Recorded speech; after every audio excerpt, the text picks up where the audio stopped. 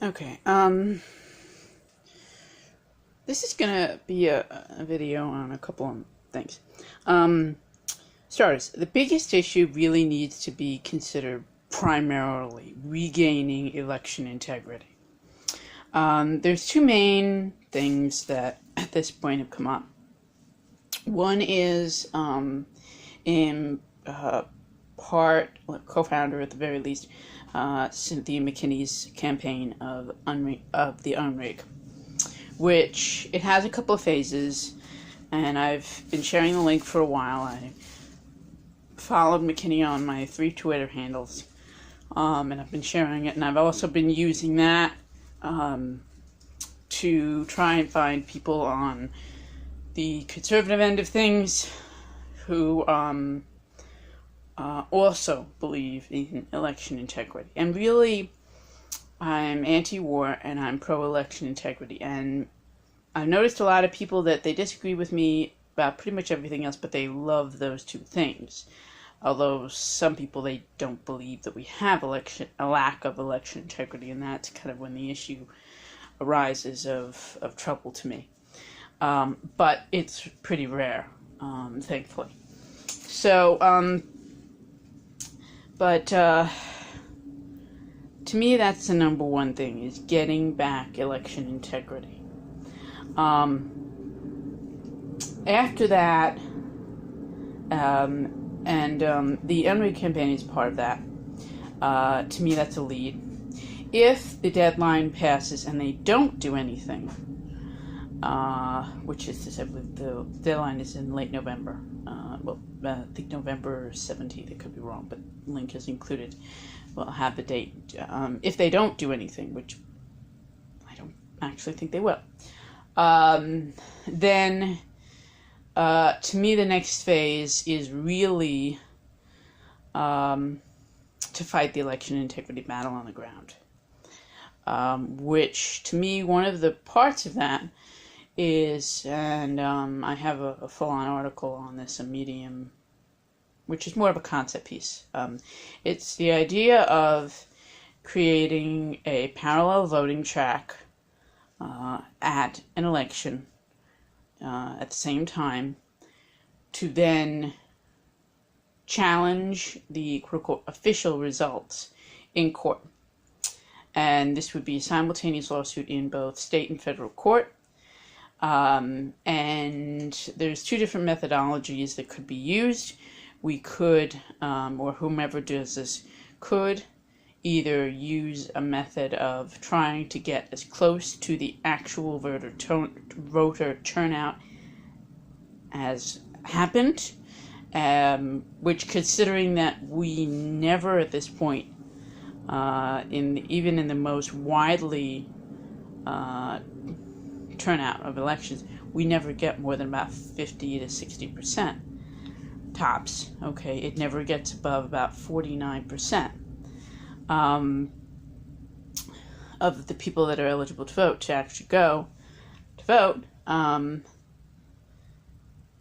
That's a pretty low standard, and even then we have issues because of issues involving margin of error rates that are, in terms of exit polls, that are ridiculous, in terms of the fact that if we were any other country, we would have invaded ourselves, or we would have been declared, this is not an actual election. And our voting machines are banned in pretty much every other country except for us. So it's a pretty big issue.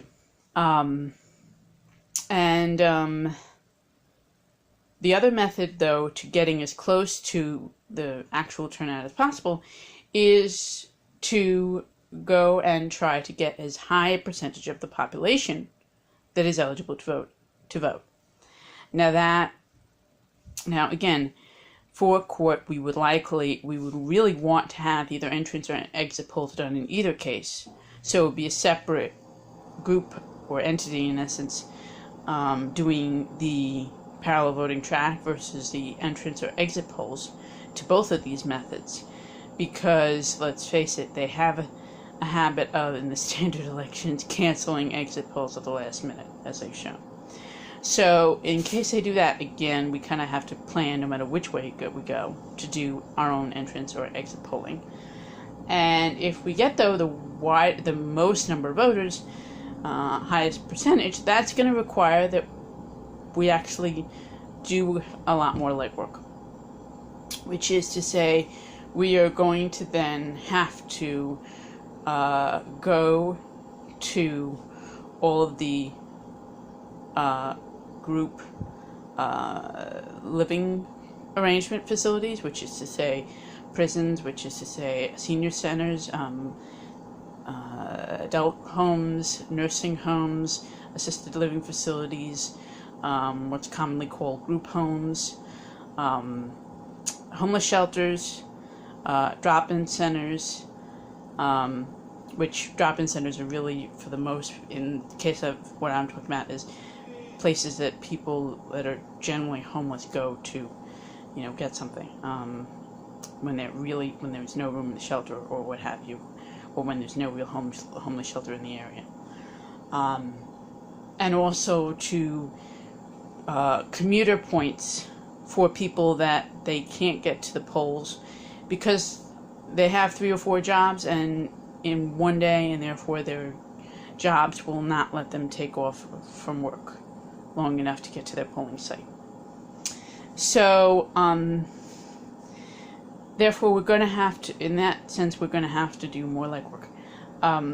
But again, that could take an election that would ordinarily get 6 to 9%, and if we could get 60 to 80% of people in such an election voting for someone else other than what someone who in the quote-unquote regular election won by 2 points or even by 10 points, percentage points, when they only got a total of 9 or in some cases 6% voter turnout, whereas with us we got 95% of those eligible to vote. And that would make a really compelling court case. So to then say, this is a complete mess, let's put in the person that got fairly elected, which is to say the person that got 80% of the vote, as opposed to the person that, even if it was within the margin of error, only got 5 to 7% of all eligible voters voting for them. And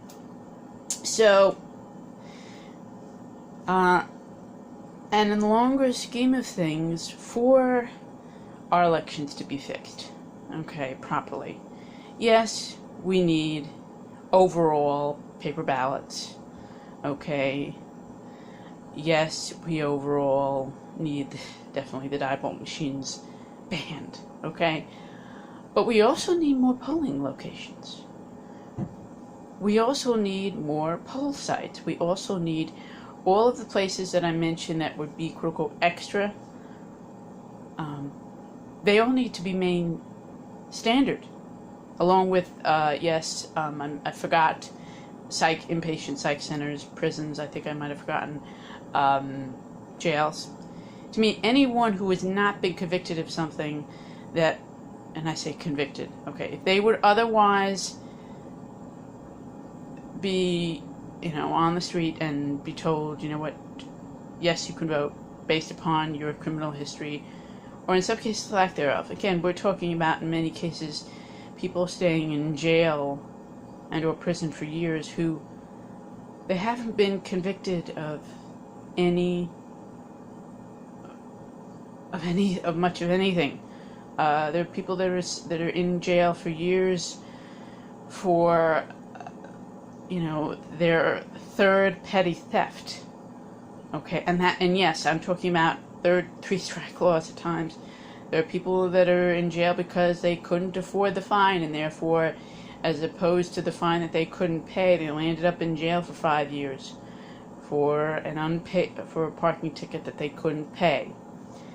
yes, this is how sick our judiciary system, our so-called judiciary system now is. And I'm not even talking about people that are wrongfully convicted. That's another topic completely. Don't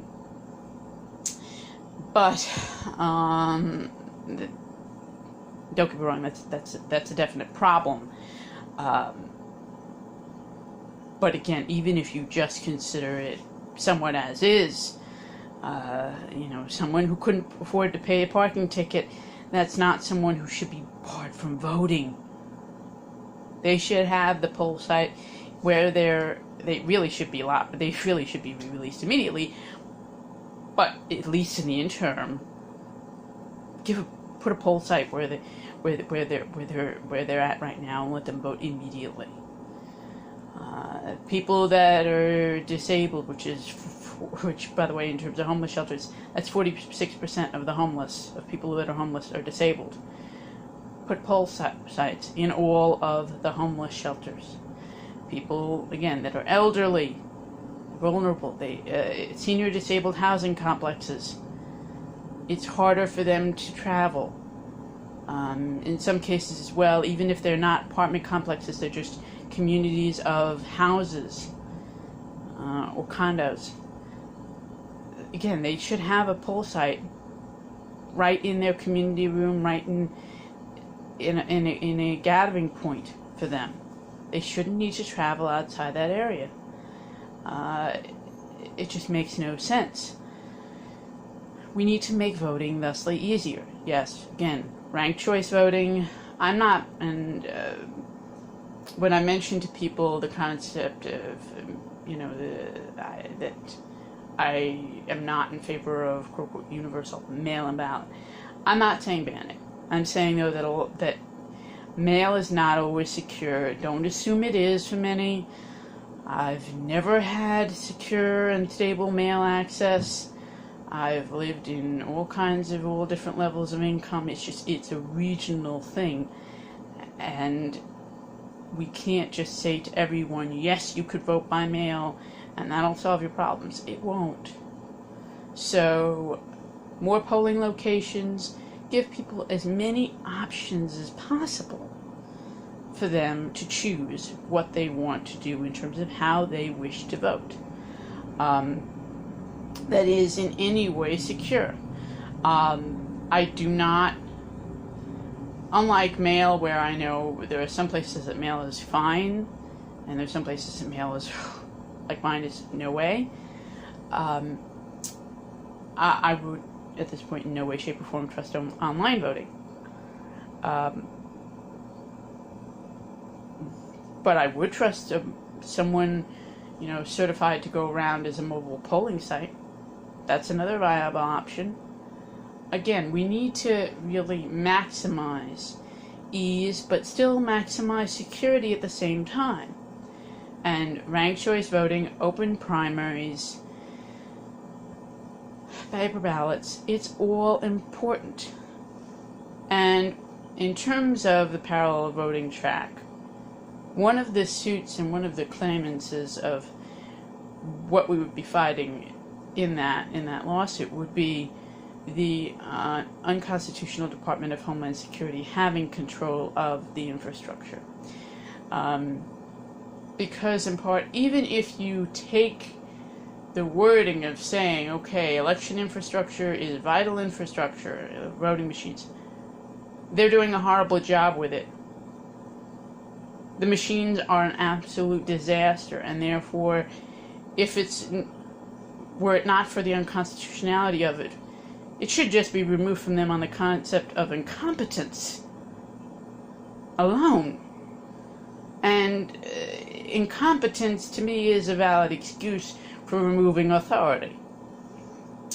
So, especially in terms of government hands. So, therefore, there are options, but I want people to understand that while this isn't going to be easy, it's not simple, and that's why I need people to be aware election integrity is and must be the top priority for regaining. Thanks. Shalom.